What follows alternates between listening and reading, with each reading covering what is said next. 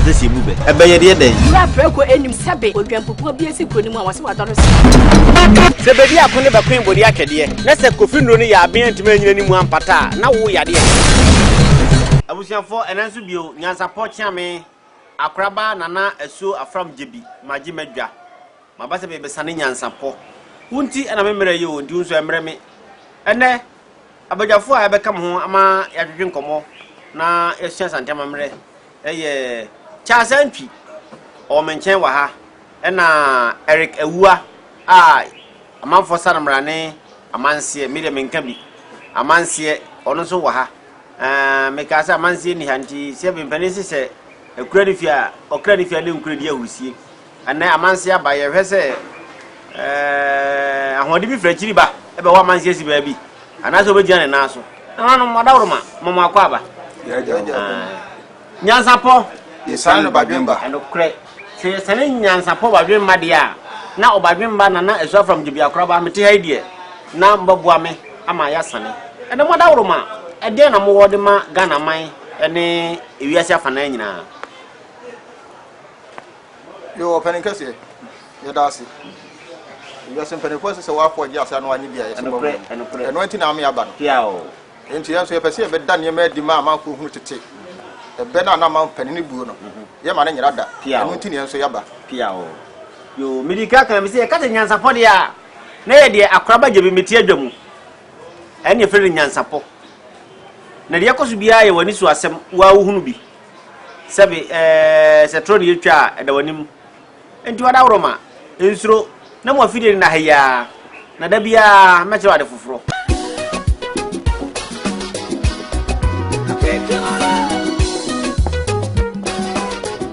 Bra, me kwa sho bra me hwa de o bag. Bra adai enen subiem. Eh! No time ba me hwa na me si ba ko no ana wayi me ensen. Bra, senya time ba me hwa esia Jimmy ni me fiefo no. Enya dia ba ko ebeso yen. Ani oni udi sen ka fa ni nyina. Time ba me hwa senya esi eje no. Me ka se me di one dance ya heaven ena dem be kwa akopie. Enti se malaria we draw any time eba mixture. Enye enunko de nanum ato a wontimi enidie no. We draw any time eba mixture. Edrui enye ma oba a wafa afuro. De wo ma akoda no fo ene akoda woni mfie dumienu. So wo pe enwe dudu atu a KNG heba ewo emrom Abidjan house ana ba ko so wo atonsu Monaco junction. Kayo set time no eye TIME. Time heba mixture. Afi malaria fever bi adan ziba ewo immune defense suako. So what about what your papa did na you want to say bema we. Yeah, this is my secret. Give us power capsules. So we are bema. Na uwa general body pains. So we see ya we are. Anasa enemu yare. Give us power capsules. Obedu ase mama. Ono eneme lawyer. Ah, anti wo lawyer no na she obotom. Ayi bro. E dey na pon me sin ba be chia mo a ese ni die. Musa no. No. Ni dey na fi waka wo. E fa ni give us cold capsules. Say yes yare na wo so ko di wo ni pedwem wani na wo posa amaman anti ma wunja wo nan yi. Unum give us cold capsules a. Obey free. Lawyer. Give us cold capsules. And give us power capsules. Hey, and give us free. Obey Chinasuma. Numbi. Oba wa fa fro nom. De o ma no banu fo nom. Akwada woni mfie dumie no ono nso nom. Work. You send me heavy work.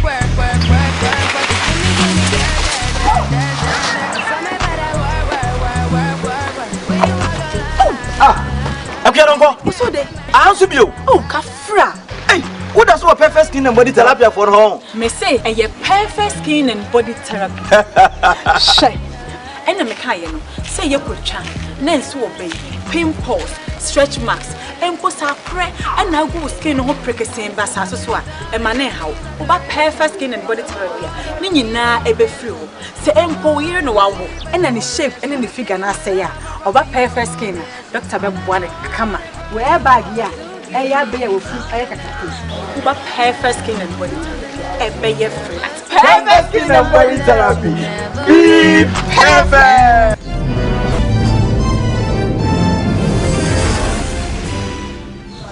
na no madawroma be ma nsi usuai na to mama nsi ne hwetu to aso a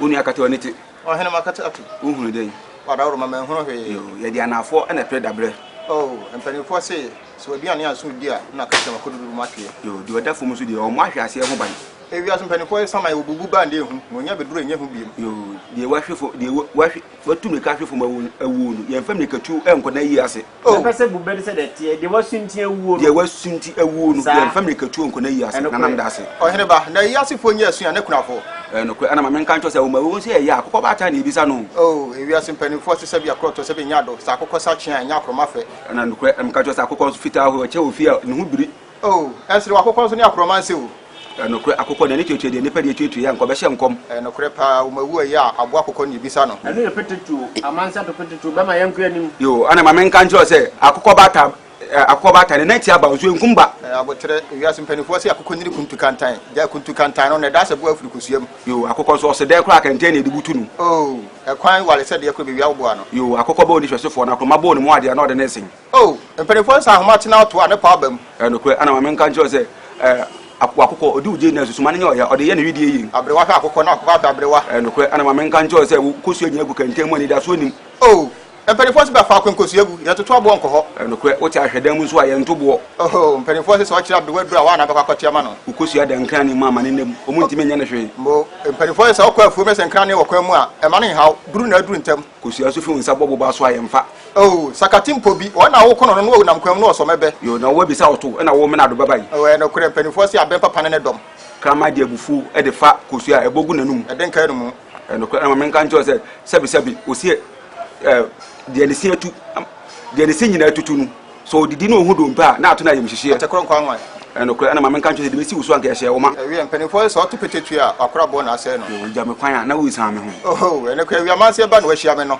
mpanifo se oto sonso na de no wampi a akire bi ne apamne be da okawi aketi wo ne ma men kan jo se akola wo tiri mu osum no wanu mu udua ensi brata mu no kure pa akora o ye jama men kan no wona asem be fie yini dance ye akola wanu wa ye de hye aban wo fa ansi waduru wo babone so a ubu gwe tire bedwam wudi kokomoche kwa yi a ye boss tro ale ke wi amanse ba ja okwan ale ke wi amanse ma ye kosuam yo kokomoche atwa ho ahia me de magime ho ana ma men kan jo se nya na anse na ho so ne fa asase di na me ma sa wo be yin konya kire motia ana ma men kan jo se ana nya otan anka okoto tentan oda no insa nanse won enko bisa katachiru no kure empanifo se wunim nam nim tina abo na antina nanse ene ntekuma nam yesa ne bana no ana ma men kan jo se nanse onwe ne tentan ne tekuma ne de be kan ho da ne afidie na sam ya manse be minim na ananse madodo no ma chimo me bia kwasu me bia kwa nyina na wunu awu me wusoro to bi wuntimi ukofa na ngabo kachiri menu na wo me no bu be se ntumi efre watete wo sa so nkatagusi akonkon ne se hia na hia wana se hene na wudi me ya ye nem to matete no o se we ye be so me me na ta ya ofiri be kwa ehuri wo na kai wo se wi asu se to ntuma mu pia uko yi be kire ba so bodi mu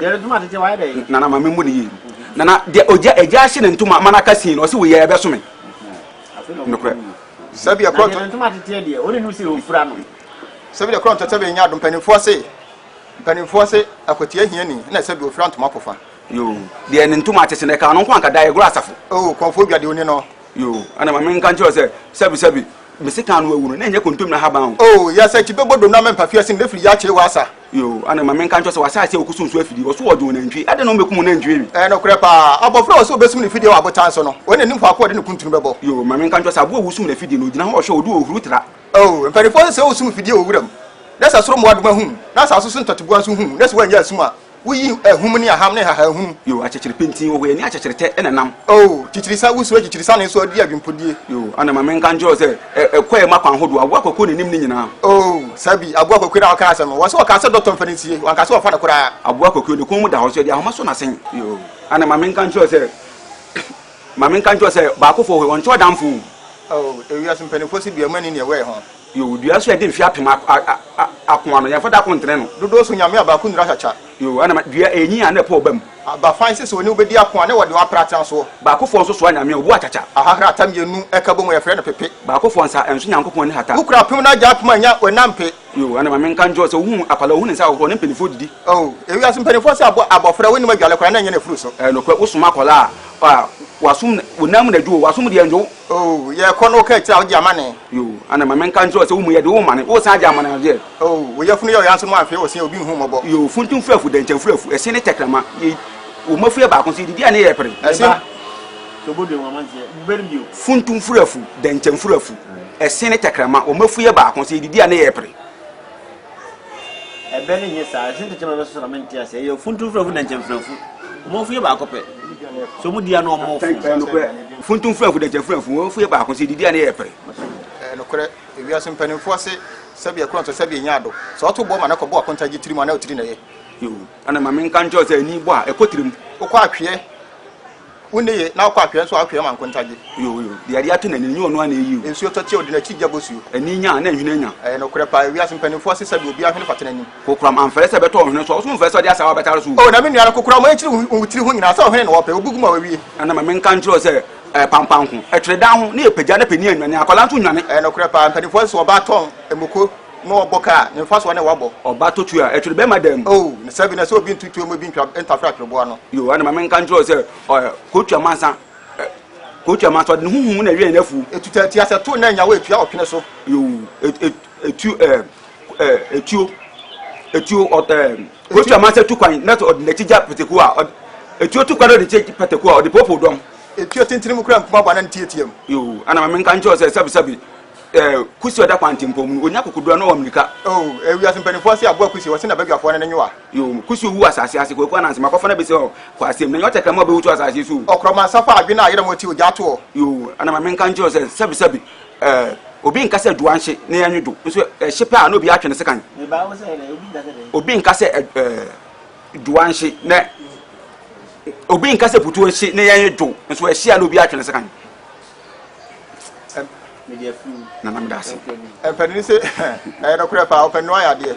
Sa se wi asem se nipa wa nya mobro ya ye nya no mobro hu da. Sa Sana ko otwenya no ho pe no pamosebo. Oh, na twi sire mi no se gedua no etokura ekura ka edi anu be ma. De wato wa ofira kan tesire ne watu aka no ofiri otwe dia ye de ma no. Oh, no kure pa na so wi asem panifo se otwe wodi na he wokwa mu wokopra na ntu. Yo, ana ma men kan jo se Amase fa Berbio. Me say emu de he otwe wodi no. Panifo se otwe wodi na he wokwa yim. Ye wokopra na ntu a wodi betum dika. Otwe tu mi Canada. Otu mi kana. Otwe wodi na he kwa yim no okopra du. Okopra na. Ba bi obadanya na ntu de mu otwe won na ntu da. Edi bani ye otwe wodi na he kwa yim. Ana okopra du kuro. Enya na ntu o. Yanku anim. Yo, ana ma men kan jo se sabi uburu nsuo ntema woni na ye kokko wo. Panifo se nya asuo fum se ne okopra ni kokko. Yo, ana ma men kan jo se nsuo bawi e ma adwen ho ada ho. Opatiri to burum ye ka ofra adwene. Nsuo ye ndimu na ntumu adoku. Enkanka wose nye obi na mani nsuo sini dan. Nsuo enam aye nwene ye mfa ye se nchewu. No kure pa na sabi akro to sabi nya adom panifo se abofra nam ye te ho sen mu ye te ho aduane so. Osisifo woni na ye cha amane a ombumo onwai mo obum. Sare tie sabi akro to sabi nya adom panifo se ye fumboni ho woni misamasa. Nso bodu mampa ye fumboni nis makosa. Ade ni de nyina achi no ebe na ye te so nim se ede ntie nto aso. Wada woroma. America ka to bisa betu asu a sabi ne firi baba. Nwere ye die okote kro bi nti na woda bi ya humi. Ti wada woroma ma nko na so ye na mko nyine nkra to me ba masa betu aso. Work. You send me heavy work.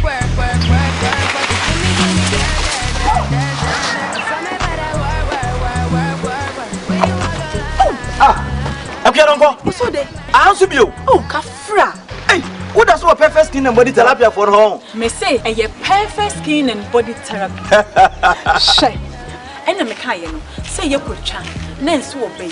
Pimples, stretch marks, and ko sa pre and na go skin ho prekese basa so a e mane hawo. Oba perfect skin and body therapy. Ni nyina ebe flow. Say empo yire no wawo. And na ni shape and ni figure na say ya. Oba perfect skin.